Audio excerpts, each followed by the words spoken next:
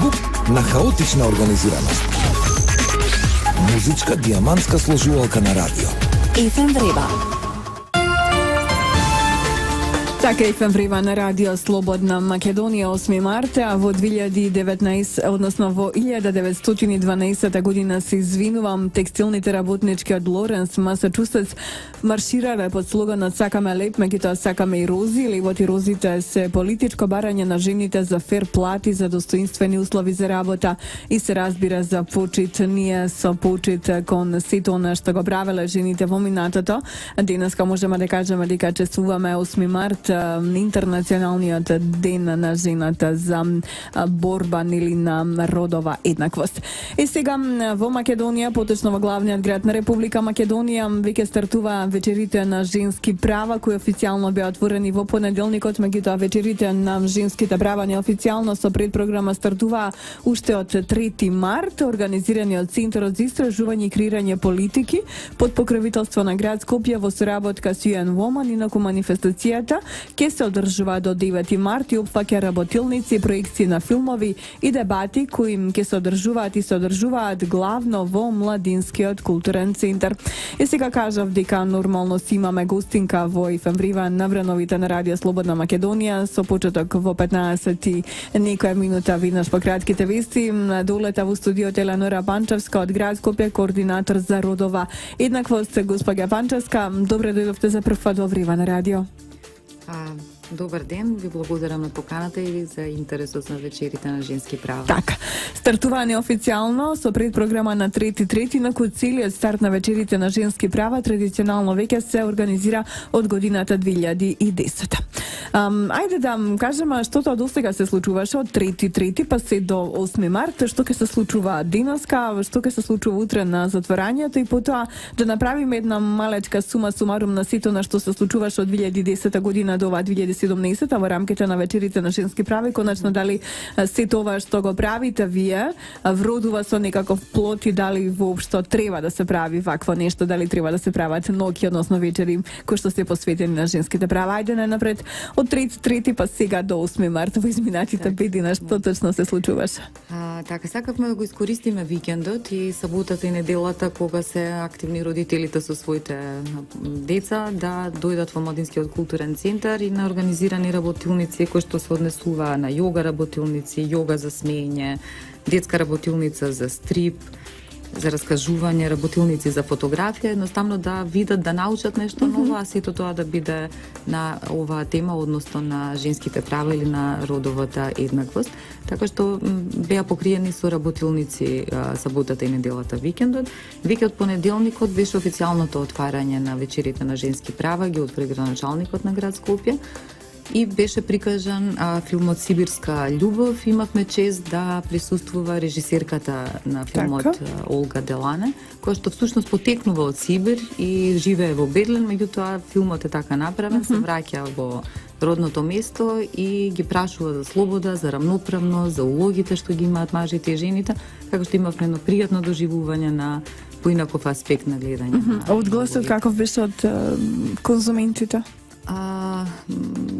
Побуди интересни прашања кон режисерката, а потоа заврши со форум театар, каде што Владо Караев прикаже на сцена на можеби еден традиционален однос помеѓу маж и жена, каде што жената има премногу домашни обврски, а мажот едноставно пасивно посматра и тоа е фин тука, меѓутоа нели не се случува и сите овие, како да кажам, како предизвици, како провокации за публиката побудија доста прашања и интерес. Така.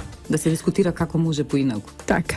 На 7 март што се случуваше во рамките на вечерите на женските права? Знам дека имаше бизнес кафе отворено, дека се случува нераскажани приказни на суперхероини, меѓународна ликовна изложба, што друго беше во рамките на вториот официјален ден од вечерите на женските права?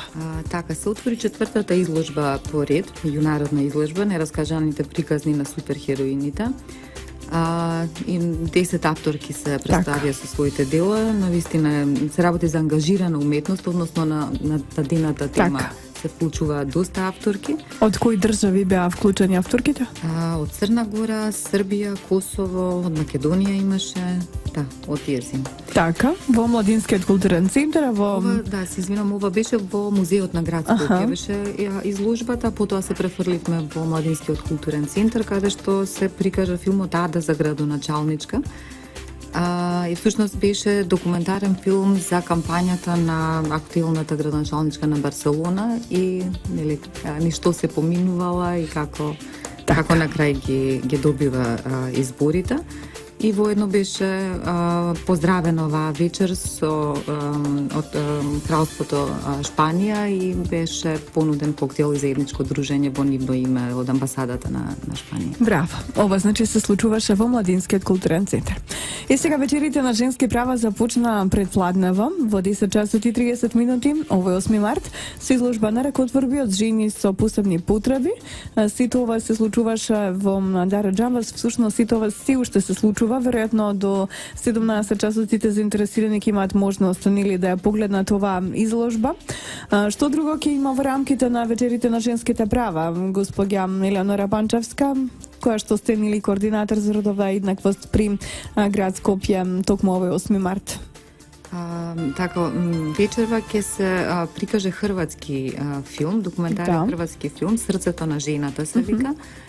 Всушност кој што ќе се осврне на неплатената работа на женскиот труд, најчесто за домашната работа и за други активности како што се грижа за стари лица и деца, велиме дека не е работа, меѓутоа знаеме колку е захтевно. Така што ќе имаме прилика да го погледнеме овој филм вечерва. Што друго ќе има во рамките на вечерашнава вечер на женски права? Значи ќе има филм Срцето на жената во киното во киното на Фросина, во киносалата всушност Фросина. Програмата всушност продолжува утре исто така како завршната вечер.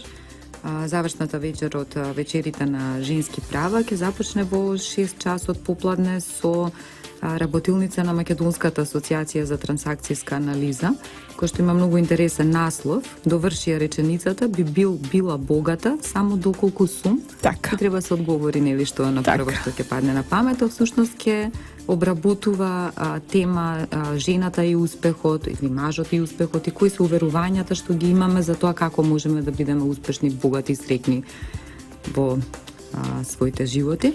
Понатаму ќе се прикаже Мировна агенција филмот, документарен, и на крајот ова ќе заврши со дебата улогата на жените во обединување при криза.